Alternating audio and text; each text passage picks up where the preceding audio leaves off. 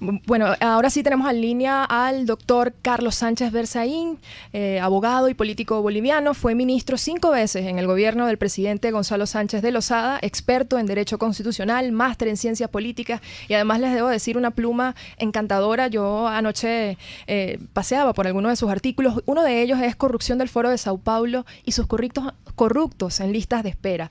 Yo creo que muchos ya no son ni están en lista de espera. ¿Cómo está? Bienvenido. Encantado, saludo y un saludo a través de usted a toda la audiencia. Gracias, bienvenido. Sí, profesor, me acompaña Dinora Hernández, diputada a la Asamblea Nacional, y quisiéramos conversar con usted precisamente sobre la amenaza del Foro de Sao Paulo y si en efecto usted cree que aún hay corruptos en lista de espera o si ha ido develando este panorama y, como pasó con Toledo, ya muchos de estos políticos han quedado desenmascarados, ¿no? Como la cara del socialismo y la cara de la corrupción. Sí, la columna mía que usted menciona con ese título es del año 2017. Exactamente. Desde junio, o sea, han pasado más de 2 años y los políticos en lista de espera, algunos han salido, pero otros siguen. Le digo, primero déjeme poner en contexto el tema del Foro de Sao Paulo. Adelante. Como ustedes bien conocen, el Foro de Sao Paulo se crea como una iniciativa castrista cuando desaparece la Unión Soviética. Y ellos van al lugar donde más apoyo podían tener, que en ese momento era en el Brasil, con el Partido de los Trabajadores que tenía alguna vigencia. Y crean el foro en Sao Paulo, por eso eleva el nombre, en la ciudad de Sao Paulo, sí. Y lo hacen básicamente para tratar de recuperarse del shock de la derrota del comunismo frente al capitalismo, de la caída de la izquierda frente a lo que ellos llaman derecha, y lo que resuelven es que como ese eje de confrontación de capitalismo versus comunismo se había agotado con la derrota del comunismo, había que multiplicar los ejes de confrontación y diversificarlos en el ámbito sectorial y en el ámbito funcional, y de ahí empiezan a operar con el tema del indigenismo, con el tema del racismo, con el tema del feminismo, exacto, con todos los ismos con los que tratan de expandirse en la década de los 90, no se expanden pero se sostienen, hasta que Chávez el año 99 le lleva el dinero de Venezuela y después le entrega toda Venezuela a Castro, crean el movimiento ALBA o bolivariano, que después se llamaría socialismo del siglo XXI, liderado por Chávez hasta que Chávez muere, y en ese momento el castrismo se hace cargo del proyecto, esto se llama ya castrochavismo, sí, y domina casi toda América Latina, obviamente con el dinero venezolano, al que le agregan el dinero del narcotráfico, el dinero del terrorismo, el dinero de la corrupción, llegan a dominar Latinoamérica y hacer de Cuba el líder latinoamericano, que es tristemente reconocido por el anterior gobierno de los Estados Unidos, que se abre relaciones con ellos y que les reconoce ese liderazgo. Pero ahí empieza su decadencia y empiezan a aparecer, entre otras cosas, además de los crímenes de lesa humanidad, de las torturas y de todos los asesinatos, sí, empieza a aparecer el tema de la corrupción y aparece el más grande caso de corrupción que marca precisamente el nombre del Foro de Sao Paulo, y es el Lava Jato, que es un proyecto de corrupción nacido en el poder político de Brasil, con Lula da Silva, conectado con Castro y con Chávez, que consiste básicamente en el que el Brasil prestaba dineros federales de su país, de Brasil, a los países amigos, empiezan con Venezuela, siguen con Cuba, prosiguen con el Ecuador de Correa, la Bolivia, sí, de Evo Morales, la Argentina de los Kirchner, toda América prácticamente, y para que empresas brasileras, eran 17 empresas lideradas por Odebrecht, hagan obras de construcción, y el procedimiento era que el gobierno brasilero le pagaba a la empresa brasilera, no había desplazamiento de dinero de gobierno a gobierno y la empresa brasilera repartía el dinero para la gran caja política y de corrupción del Foro de Sao Paulo, hoy el castrochavismo. Entonces, ese es el marco del crimen político, del crimen de corrupción más que político, de delincuencia organizada transnacional al amparo del poder político que comete el castrochavismo en el eje Cuba, Venezuela y Brasil. Sí.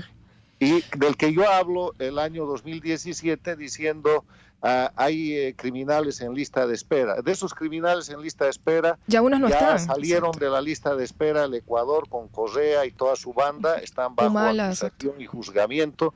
Salieron los peruanos Sí. con el tema Odebrecht, acaba de ser detenido Toledo y están bajo juicio todos los anteriores gobernantes Pero metidos en Cuba, esto. Cuba sigue siendo, o sea, Cuba nunca ha perdido el poder, ¿no? De Bueno, ahí hecho, vamos, ahí vamos. Los que siguen en lista de espera son Venezuela, son Cuba, son Nicaragua y Bolivia, los 4 países en los que siguen habiendo dictaduras del castrochavismo, que como tienen el control de todo, de la información, de la justicia, de la prensa, son dictaduras, entonces se amparan en esas dictaduras criminales y tienen impunidad. Sigue habiendo una lista de espera y se llama los Chávez, los Maduro y su banda en Venezuela, los Castro, los Díaz Canel y su banda en Cuba, Evo Morales y su banda en Bolivia y los Ortega y su banda en Nicaragua. Y le doy ejemplos concretos. En Cuba hay un caso de Lavallato, de Odebrecht, que se llama la construcción del puerto del Mariel.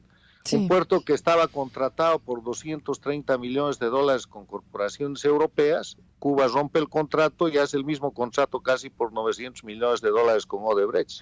Y eso no se ha destapado hasta ahora, pero ya hay existe, amplia la gente lo sabe, documentación ¿no? circulando en el mundo. Sí, yo quisiera que Dignora te hiciera una consulta, pero también quisiera dejar para que respondas también, poníamos un audio de Tuto Quiroga que hablaba de la existencia de 4 Cubas, ¿no? Es decir, que hoy en Venezuela se juega la presencia de 4 Cubas o ninguna.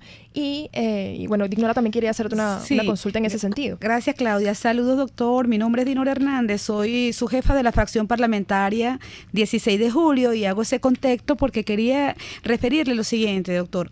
Sabemos entonces que el Foro de Sao Paulo ya su propósito es expansionista, es esparcir además una idea sobre lo que significa el socialismo, es un proyecto totalitarista, pero siempre voy a estar centrada en los cómo, y los cómo es cómo lo logran, cómo lo hacen. En este contexto venezolano sabemos que tenemos un régimen en usurpación que puede significar una derrota, de caer para este Foro de Sao Paulo. Por eso, este 25 de julio estarían en Venezuela tratando de relanzarlo y defenderlo. De alguna manera me preguntaba si este diálogo o negociación en Barbados es un mecanismo de estos que se vale el Foro de Sao Paulo para tener ventaja a favor de la dictadura y que ellos puedan obtener o retener el poder, doctor.